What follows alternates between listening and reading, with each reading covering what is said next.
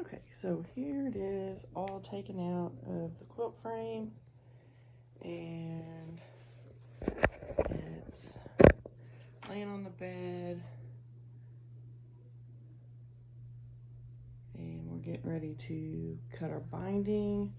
And I'm going to use this fabric from Marshall's Dry Goods. I think it's probably like the closest match that I could get to this, but it's gonna go against this little bit of navy, so I think there'll be enough space in between the navy and these other maroonish colors. So what I'm gonna do is I will cut 2.5-inch strips from this fabric to make my binding. So let's get started. Okay, now that we've got our strips, I actually cut these to 2¼ inches, and now we are going to sew these together in order to make one continuous piece so that I can make the binding. Okay, so we're going to take one. Let's see if I can find 2 different ones. These are really long. This material is 108 inches wide, so I should be able to use 4 pieces and get enough binding. So I'm going to take these and put them right sides together. I just do them in one continuous piece. I don't do them on a bias or anything else, because for one, this quilt is like so wonky, it's not going to matter.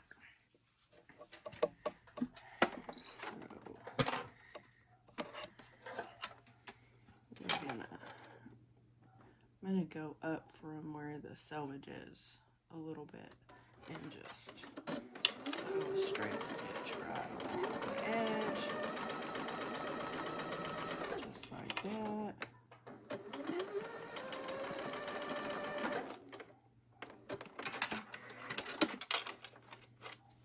So you end up with it just like this.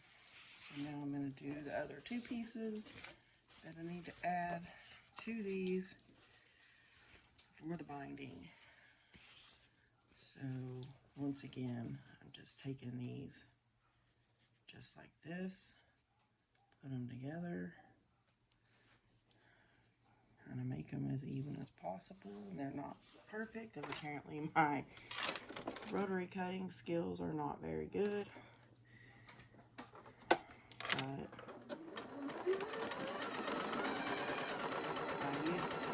my rotary cutters are not they're not the best.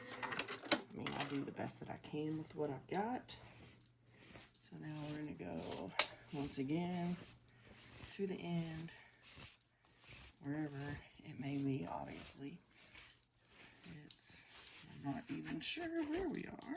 There we go.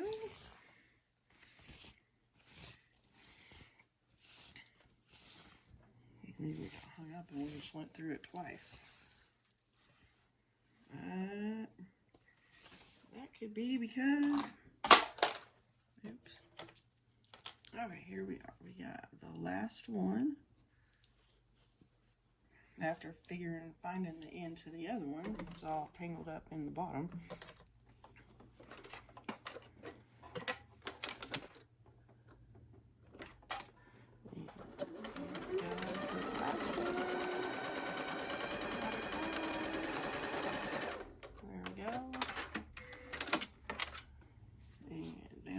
One very long continuous piece of fabric, and then let me get set up and we will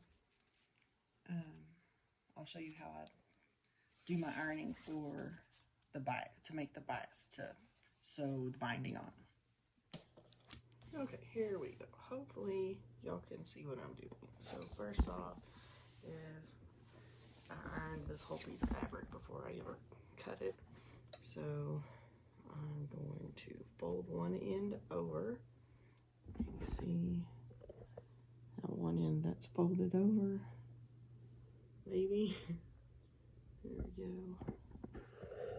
Well, this isn't my ideal setup, so then I just fold it in half, and we're gonna iron the whole thing in half, just like this.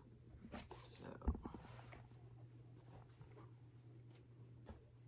I just kind of try to line up the edges and just iron all the way down, all the way to the other end of the fabric.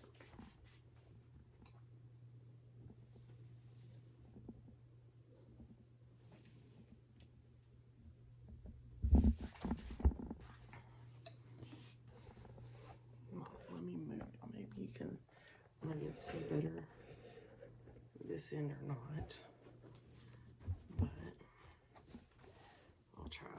I'm going to take this here and just fold it in half, and then just iron all the way down. I'm gonna have to get a different setup for these videos, because this isn't really my ideal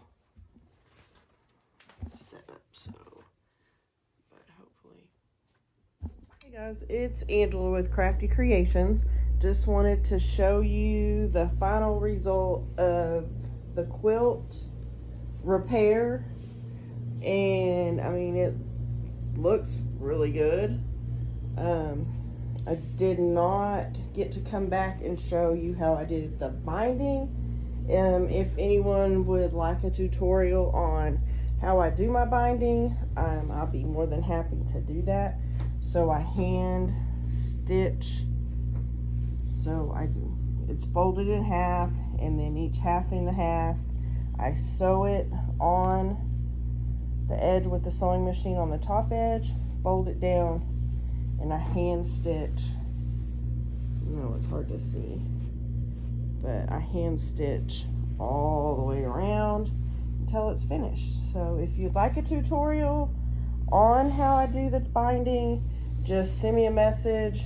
And if you like the content that I'm getting back to, if you would hit subscribe and like, I'd really appreciate it. Thank y'all.